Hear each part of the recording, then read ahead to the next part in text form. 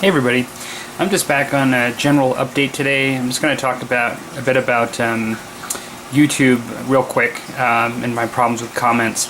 Also just Infinity miniatures that I've picked up, where I'm at with my Space Marines, and then I'm going to do a little bit of an Infinity unboxing and show some of the Infinity stuff that I've bought recently, and just talk about where my painting is going to go in the next bit. So I'm hoping this one won't be too long, but I'm going to do the Infinity stuff despite me having a miniature in front of you from Infinity now. I'm going to do that towards the end, so if you want to stick around for that, that's great. If you're not interested in the Infinity, then you can drop off then. So just a quick note on the YouTube changes. I did sign up for a Google Plus account, and I signed up for that a little bit ago, and actually I have no real problems with the idea of making these changes that have to happen, but I will just say that I'm completely clueless as to what's going on. And I haven't researched it.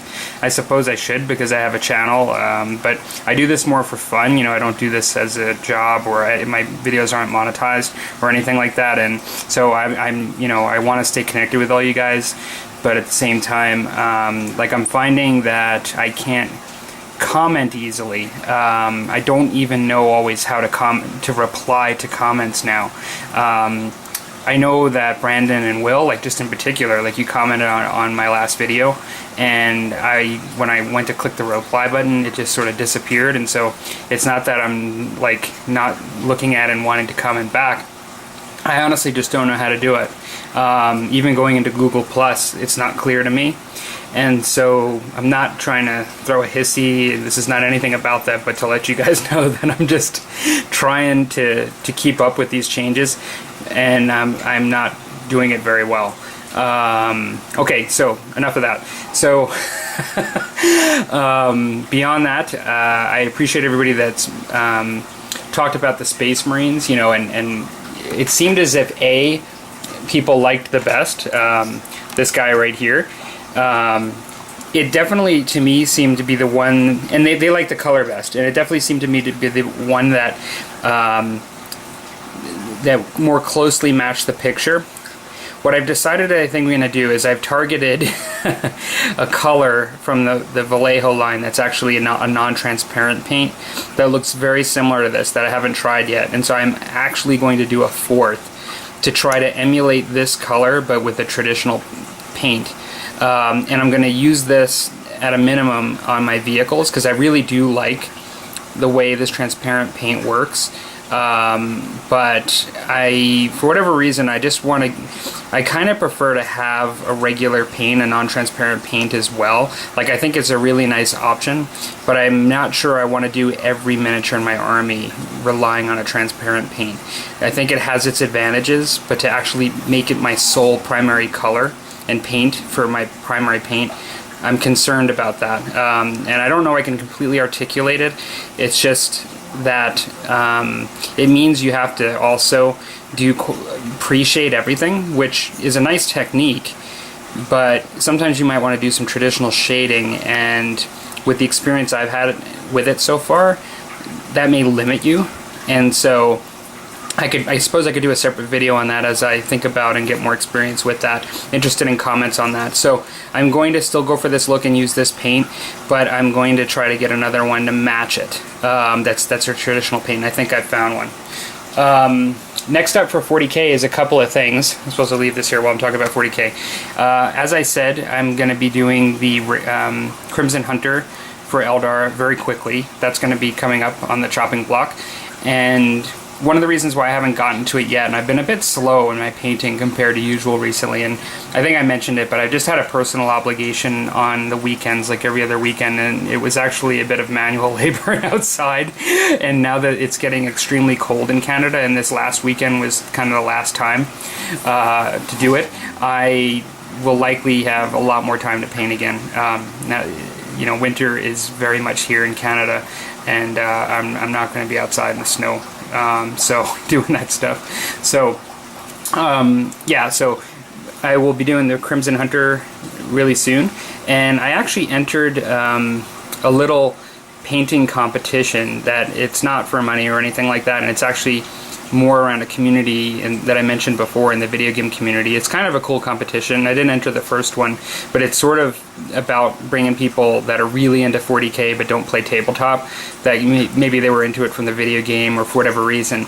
It's sort of like people that are in that community that are into the tabletop, drawing some other folks in and giving them incentive to start painting and getting involved with the tabletop piece. And so the way the contest is designed is it's supposed to be a bit anonymous, like while you do the voting, you know, when you submit your models, and people are going to be looking at it not knowing who did it. And so I won't really have my miniature on this channel until the contest is over. And so then I will show it then. But so basically I'm going to be painting a number of 40K things, the Eldar Hunter and then this other model. And so I'll have that up soon.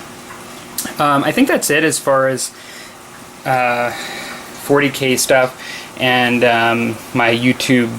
I won't call it a rant because it's just my YouTube sort of confusion. So Infinity, because of the reasons I said, I've been taking a while with painting everything, but I did get the I've shown you already the Order Sergeants. I did get this Knight finished. This is a Teutonic Knight, and let's see here. And I'm happy with how it came out. It's kind of cool. It's a nice model. And while I'm showing it to you, I'll just mention I did get to play my first demo game, and I used these 5 guys, and it was great. I really enjoyed it. I got to play 40K. This was 2 weeks ago, but I got to play 40K and Infinity the same day. So it was a lot of fun because it really felt like switching gears, but it was actually a lot of fun.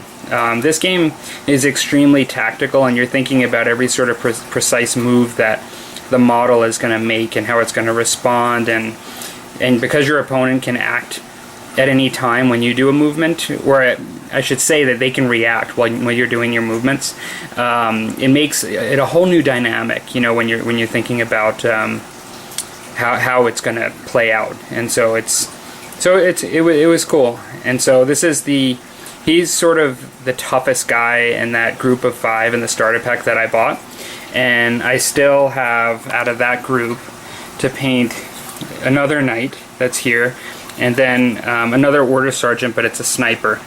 And so that's that. I expect I'll be painting those 2 guys coming up next. I liked the game enough that I felt justified to try to make my 150 point army, you know, grow into a 200, 250 point army, which is pretty close to the maximum size that these guys play. And so I ordered some models. I'm not going to unbox all of them today, but I'll just show you. But there's one I'll unbox, just do a little bit of an unboxing. These come in sort of clamshell packaging, similar to what I'm used to, you know, for other games. This is a Crusader Brethren. He is okay, so I probably, it's been a little while and I'm still new, but basically you have like a light troop, a medium troop, and a heavy troop, I think is the way it goes. But and this would be my only medium troop, and he's cool because he kind of can drop in.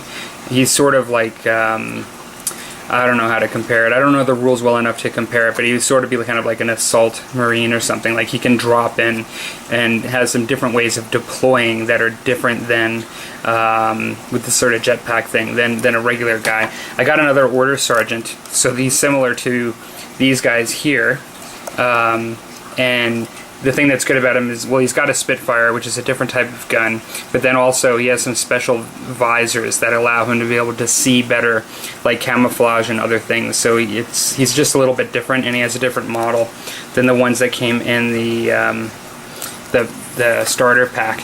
I ended up getting, hacking is really big in the Infinity game because it's all about tech, and essentially whether you're using any sort of powered units like that Knight that I had in his power armor, any sort of technology, these hackers sometimes you and your opponent can have hackers, and they essentially can try to negate each other's forces, and even in some cases take control of the other person's model if it's technology. It's all like sort of like cyber warfare in the battlefield. So I didn't have any sort of hacking, so I thought I would need something. So I got a Fusilier hacker, which the Fusiliers in the Pan-Oasia army are sort of the entry-level soldiers. I got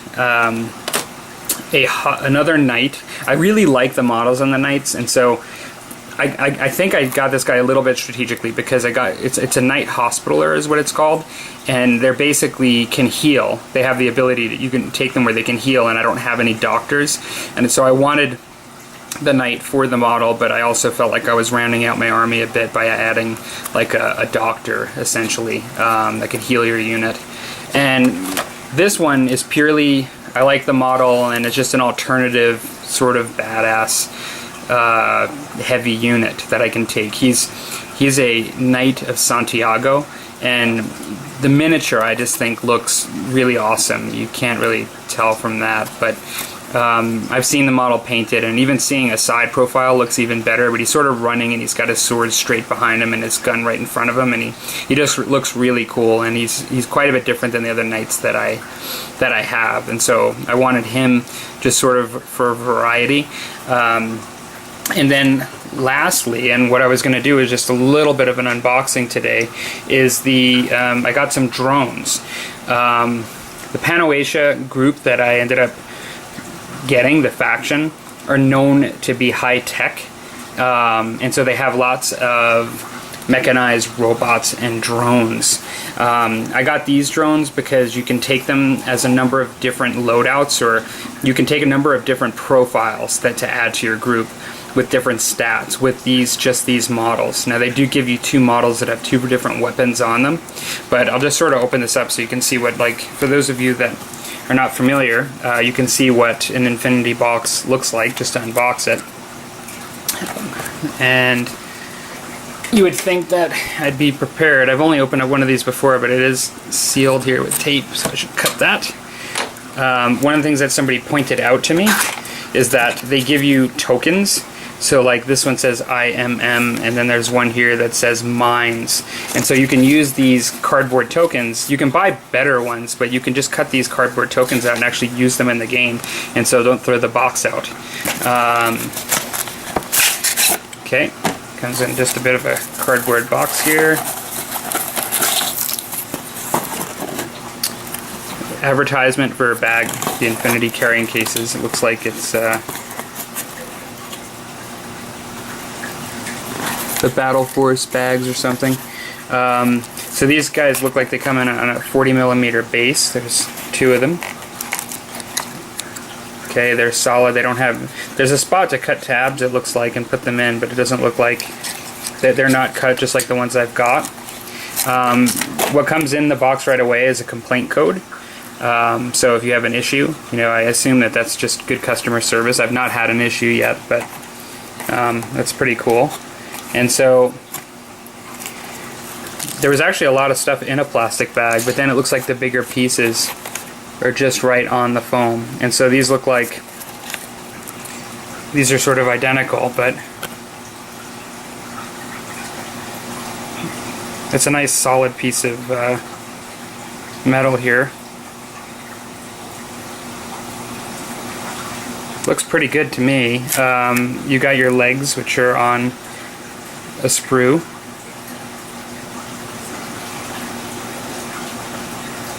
There is quite a bit of flashing on these models, I've noticed, just to cut off, although it comes off real easily. I haven't inspected these ones yet, obviously, and maybe it's just the nature of metal models, but I find the mold lines to be much more manageable. Not that the other ones aren't, but I find compared to plastic miniatures, I find less mold lines on these. And so in here, all the, I'll call them doodads, that just essentially come on sprue for the model here.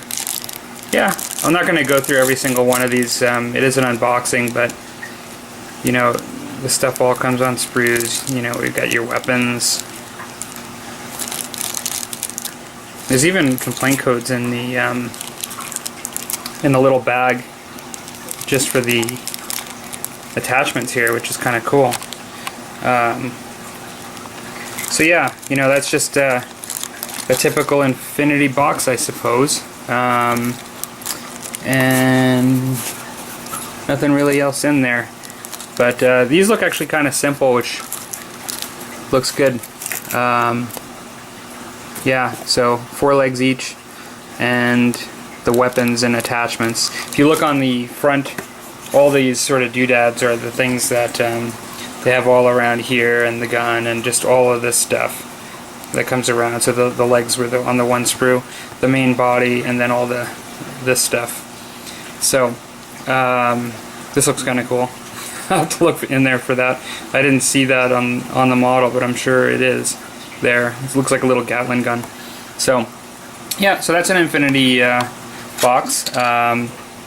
Yeah, hope you guys are having a good one. And like I said, I hope you guys don't stop commenting because you don't hear from me. But like I hopefully either I'll figure out how to comment now in the future, or if there's a problem with YouTube/Google Plus, I will they'll fix it and it'll be easier to comment. So thanks everybody for watching, and take care.